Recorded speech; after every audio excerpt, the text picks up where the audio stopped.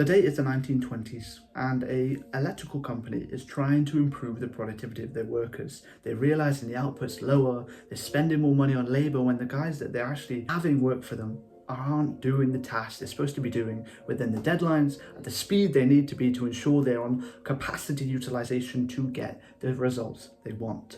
So they start implementing tests. They change the lighting, they put it brighter, they put it dimmer. They change the work schedule. They put it earlier, they put it later into the night. They give them longer breaks, shorter breaks, no breaks at all. But every single time they make a change, the workers' productivity goes up and up and up. Whether it be environment, lights, breaks, etc., every single change positively impacted the productivity of the workers working for them.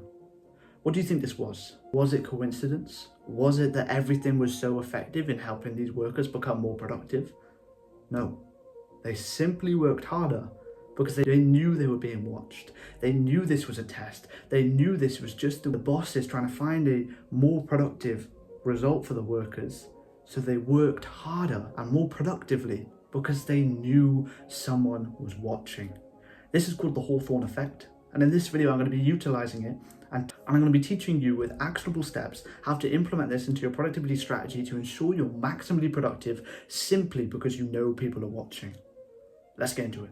Hello, I'm Dylan, I'm 18 and I coach unproductive people to turn productive once and for all. I personally went on a journey myself with over 5,000 hours or 210 days straight completely wasted on Call of Duty and other such video games. If I would have taken that, started this YouTube channel here and the businesses I have at the moment, I would be 10 times more successful, but simply I didn't do that. I had aspirations for this channel, for businesses, for doing well in education, but I couldn't bring it to actuality because I wasn't productive. However, I have turned it around and now I effortlessly and easily do the work I say I'm going to do for my business, for my education, and for making improvements to my personal development every single day. And some of my best work is done when others are watching. Whether I'm sat in the dining room and my parents are there or my siblings are wandering around, whether I'm in a library or a cafe with strangers in my vicinity and I'm working away there, I am maximally productive. And the reason behind this is quite interesting. So the first theory on this Hawthorne effect is called the social evaluation theory. And it's that humans are ingrained and evolved to care what others think and care about how others are viewing them. And this comes down to the tribal mentality. If people in the tribe, in your tribe, saw you weren't putting in the same effort during the hunt or during the gather, then you would be kicked out and you die at the hands of a saber-toothed tiger. It's important. So we've evolved to care about what people think. And therefore, if you see people you respect, maybe it's a businessman in a suit, maybe it's your parents, maybe it's your family, friends, etc., and they see you're not actually doing the work and you're procrastinating, you're scrolling on your phone, you're going to be more likely to get back into the work and be more productive because you're being watched and you're scared they'll perceive you as lazy, useless, and not working hard enough and kick you out of this tribe, which is interesting. The neuroscientific angle on this, though, is that your prefrontal cortex inherently becomes more active when you are under observation. The prefrontal cortex is the part of the brain that's attentive during focus. If you're ever focusing on a task, that's the prefrontal cortex activated, allowing you to do it productively. And it works better under observation, partly due to the social evaluation theory that we previously spoke about. Due to that theory, that you're scared you're going to be kicked out the tribe because you're not working hard enough, your amygdala kicks in. This is the fight or flight, fills you a bit of adrenaline, a bit of norepinephrine, and allows you to do the work more efficiently because there is genuine fear subconsciously inside your brain that you're going to be kicked out the tribe because of the social evaluation theory. And finally, because dopamine increases. When people give you recognition, you feel good, you work harder because dopamine is being released into the brain. It's making you feel good, even if it's implied. So if someone's staring at you, they're over in a cafe having a coffee, and you're working away, and they give you a little nod, you're locked in, and they're nodding you, good job. Or even if they don't even move at all, they just stare at you. This is implied recognition for your work that's going to make you feel subconsciously better, release more dopamine, which is the neurological release of motivation, so you're going to work harder. Some real life examples of this is studies show a gym with more mirrors makes people work harder. They can see themselves, they can see the reflection of others, others can see a reflection of them, and they work harder. Students in tests, they know there's an invigilator, they know there's teachers watching, they know there's students looking at their answers, although they shouldn't be, and they work harder, more productive, more efficient. And the same with workplaces with cameras. With lots of cameras, even if they're fake, studies show workers work harder because they know they've been observed. It's the Hawthorne effect.